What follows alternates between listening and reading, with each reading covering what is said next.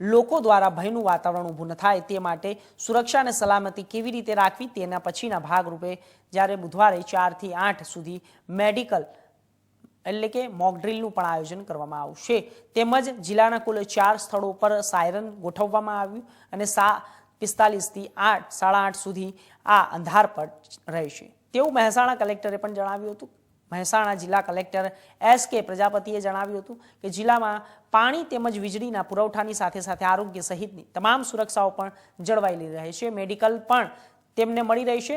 જો એવી પરિસ્થિતિ સર્જાશે તો મોક ડ્રીલ દરમિયાન પણ મેડિકલની સુવિધાઓ ચાલુ રહેશે અને આ સાથે મોક ડ્રીલનું આયોજન પણ કરાયું છે ને એટલે કે યુદ્ધ જેવો કોઈ બનાવ બને ત્યારે ધરોઈ ડેમ, દૂધસાગર ડેરી, વડનગર છે કે પછી મારુતિનો બહુચરાજીનો પ્લાન્ટને અસર નહીં થાય તે માટેનું પણ આયોજન કરવામાં આવ્યું છે।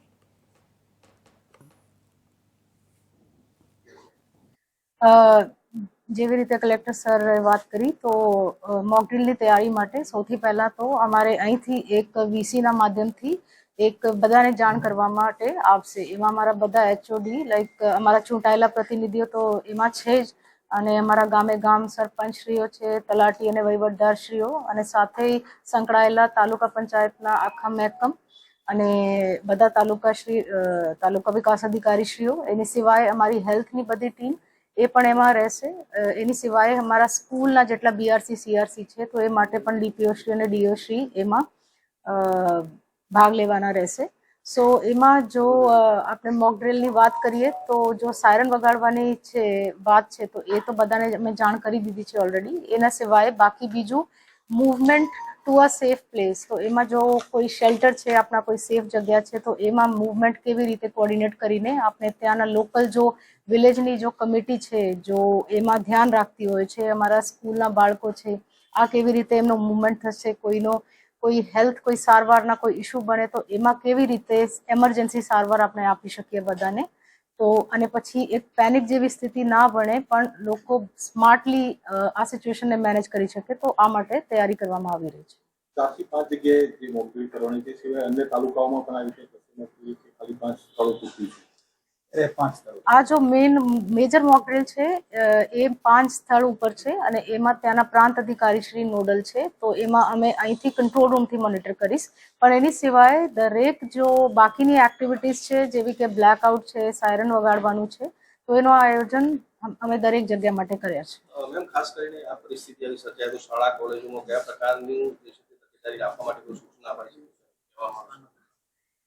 અહીંથી આ સૂચના બધાને કરવામાં આવશે કે સપોઝ કોઈ એ પ્રકારનો આપણે જો મોક ડ્રીલમાં અમે વાત કરીએ છીએ કે તમે એકવાર ઉપરથી ઇન્ફોર્મેશન મળે તો ઇમિડિયેટલી આપણે એક સેફ જગ્યા ઉપર બધાને લઈ જવાનું છે। પછી એમના સિવાય બીજું કોમ્યુનિકેશન કોઈ બ્રેકડાઉન હોય તો એમાં રેડિયો અથવા તો બાકી કેવી રીતે અમે કોમ્યુનિકેટ કરી શકીએ એની જવાબદારી પછી આપણી સ્ટોક ટેકિંગ કે અમે બધું સ્ટોક અમારા તૈયાર છે, પુરવઠાનો છે।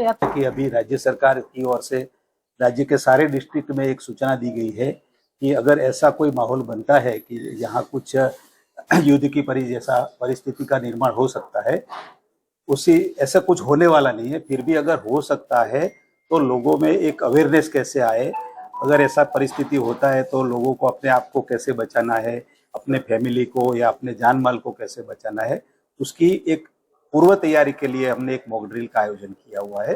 राज्य के पूरे सब डिस्ट्रिक्ट में भी ये होने वाला है। ये मॉक ड्रिल की जो आयोजन किया है उसमें कल शाम को 4 बजे से 8 बजे तक एक पूरा मॉक ड्रिल रहेगा। डिस्ट्रिक्ट के जितने भी जो डिपार्टमेंट लगते हैं वो लोग उसमें सहयोग देंगे। खास करके अपने डिस्ट्रिक्ट में जो वाइटल इंस्टॉलेशन है जैसे धरोई डैम है, बहुचराजी टेम्पल है, उसके पास में मारुति प्लांट है, देन अपने दूधसागर डेयरी है, ऊंझा एपीएमसी है, ये सब जगह पे एक एक एसडीएम पुलिस की सब टीम रहेगी और शाम को 7:45 पर एक सायरन बजेगी। साथ ही साथ एक मैसेज आएगा कि यहाँ कुछ ऐसा हमला हुआ है या तो कुछ है, तो लोगों को कैसे बचाया जाए उसके लिए हम सबको पूरा डिस्ट्रिक्ट एक साथ होके एक कामगिरी करेगी। कंट्रोल रूम में मैं, एसपी साहब, डीडीओ मैडम और सब डिस्ट्रिक्ट के जो ऑफिसर है वो यहाँ रहेंगे और साथ में डिस्ट्रिक्ट में जो हमारी कुछ तैयारी रहेगी जैसे हॉस्पिटल आइडेंटिफाई करना है, मेडिकल की जितनी भी दवाइयाँ का स्टॉक उपलब्ध है, ब्लड की जरूरत रहेगी या तो ये भी हम सुनिश्चित करेंगे। साथ में जो ब्लैकआउट का एक प्लानिंग है, जो अंधारपट बोलते हैं, तो 7:45 बजे एक सायरन बजेगी। हम लोगों को आपके माध्यम से अपील करना चाहते हैं कि आप, ये कोई एक्चुअली कोई घटना बनी ही नहीं है, लेकिन एक आगोतरा आयोजन के लिए हमने किया है। तो प्लीज आपके माध्यम से आप लोगों को भी बताइए कि अगर ऐसा कुछ होता है तो हमें कैसे सुरक्षित रखना है। इसके लिए हम आपसे पब्लिक से भी अपील करते हैं कि